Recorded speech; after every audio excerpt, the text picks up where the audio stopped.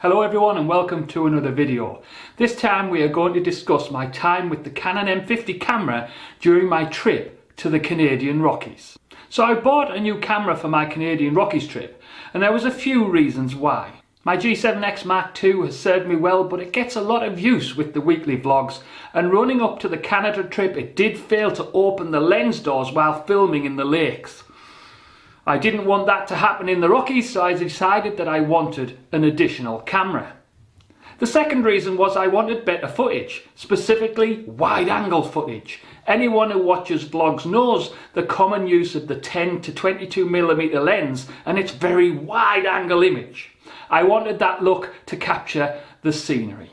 Why the M50? Which to some people may seem as a strange choice. The choice came down to the M50 completely matching some of my criteria. It needed to be small. The jump from a Canon G7X Mark II to something like a Canon 80D, the upgrade route to many, just wouldn't have worked for me. The camera is too large and too heavy. It needed to have a wide-angle lens, either fixed or through it being an exchangeable lens camera. It needed perfect autofocus. I've never had a big issue with the G7X Mark II autofocus, though it is not perfect by a long shot.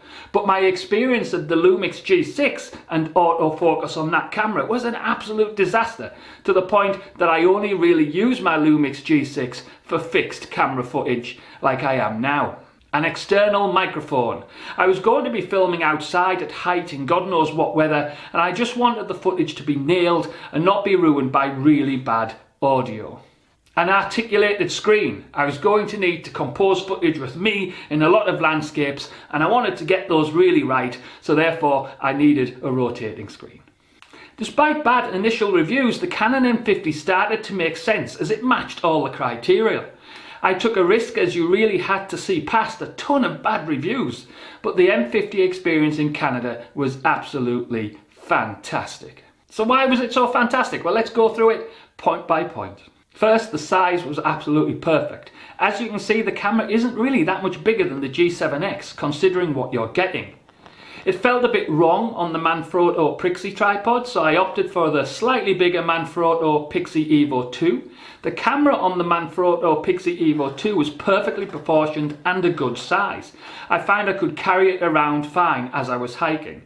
If I was to make any modifications, it would be the smaller microphone. I love that Rode Microphone Pro Plus that I used in Canada, but I'm considering getting smaller options just to ease the workflow. Second, the autofocus. It just nailed it every time. Dual pixel autofocus is a modern technological miracle. There are all sorts of reasons to purchase other cameras, but sometimes you just want 100% trust in the autofocus. And for running around Canada, swinging the camera lens around to point in all sorts of different directions, that autofocus is everything. It never got it wrong, it always got it right. It was just sweet. Third, auto settings get great results. I had the M50 on movie mode when filming and set to auto, and the footage is pretty amazing. The only thing you really need to watch is the exposure, so just tweak the exposure dial. Like most Canon cameras, these things tend to work better towards the -1 end on the dial. Basically, the brilliance of the camera was, it just worked. That is the beauty of it, as it felt like a natural companion and a great upgrade from the G7X Mark II.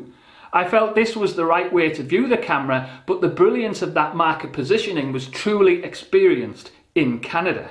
You have to remember this camera with a lens is even the same price as the G7X Mark II, so it doesn't even feel price prohibitive from that point of view. Yes, the true cost of such a camera is the lenses, but the price of entry is so perfect and one might say deceptively pitched. Are there any problems with the M50? There's a few minor ones, and go into those now. The main complaint is the Hubble's 4K feature, but I don't overly care. I didn't buy it for the feature, so I view it as a little extra. I think most reviews are rating it against an expectation rather than considering it with a focus on vlogging, specifically a route away from the G7X Mark II.